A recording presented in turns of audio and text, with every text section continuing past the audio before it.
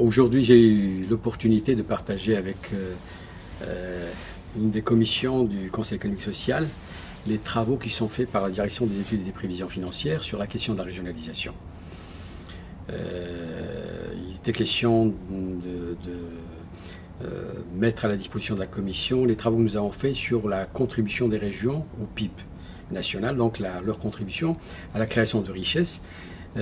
moyennant deux approches. Une qui a été établie sur le plan de la synchronie et qui montre qu'une bonne partie du PIB est concentrée dans 4 régions, et une qui est, me semble-t-il, plus intéressante sur le plan de la diachronie pour voir les dynamiques d'évolution des différentes régions. Et là, les nouvelles régions, que ce soit le nord, que ce soit autour d'Agadir ou autour de Marrakech, par exemple, où il y a des dynamiques de progression qui sont plus importantes que la moyenne nationale, et avec un relatif essoufflement du pôle de Casablanca. Et donc cela nous a interpellés sur les inégalités régionales telles qu'elles sont constatées, mais aussi sur les dynamiques de rattrapage. Et nous avons présenté des travaux qui montrent que si on maintient les mêmes vitesses de convergence, il nous faudra 7 législatures pour aplanir les différentes inégalités que nous avons. Ça a été aussi l'occasion d'aller un peu plus loin dans l'approche des activités sectorielles au niveau des différentes régions. Et nous avons montré que certaines régions sont caractérisées par une surreprésentation de l'agriculture, et cela a un certain nombre de conséquences sur les indicateurs de développement humain, notamment sur les questions d'inégalité de genre, et des régions où il y a une surreprésentation de l'industrie ou des services. Et également avec des spécialisations assez fortes qui concernent 12 régions très spécialisées sur les 16, et également avec des niveaux de concentration assez importants. Alors c'est un atout pour un certain nombre de régions, celles qui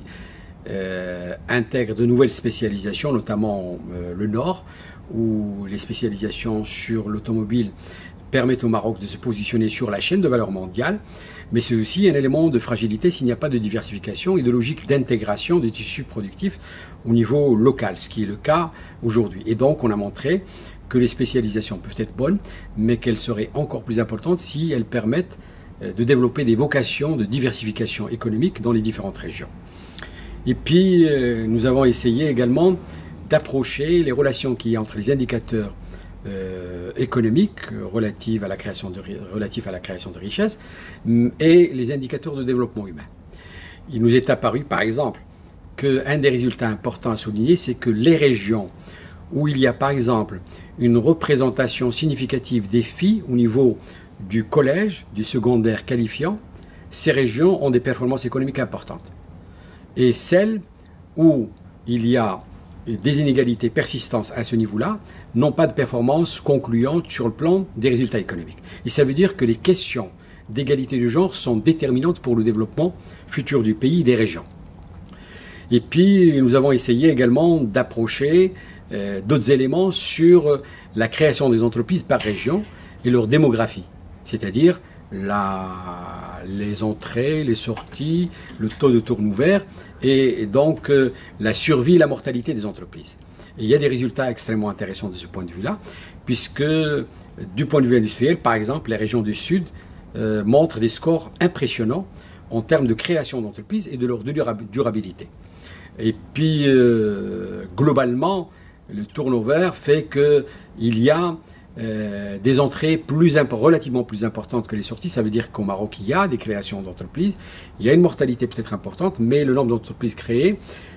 dépasse un peu celui des pertes, mais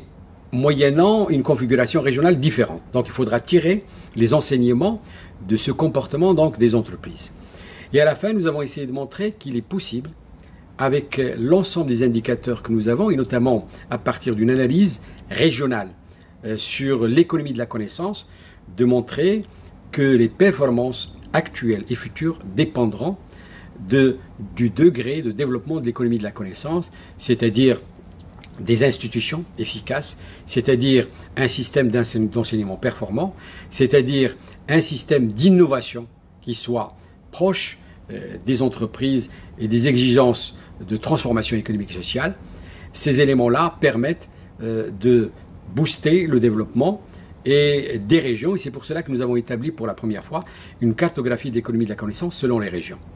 Et il y a globalement des gains pour l'ensemble, mais il y a des régions qui se distinguent et d'autres qui sont en deçà de la moyenne nationale. Et c'est pour cela que cette dimension-là nous semble importante pour les analyses concernant le capital immatériel qu'on va aborder très probablement par la suite avec nos amis du Conseil économique et social dans le cadre des échanges fructueux que nous avons avec eux.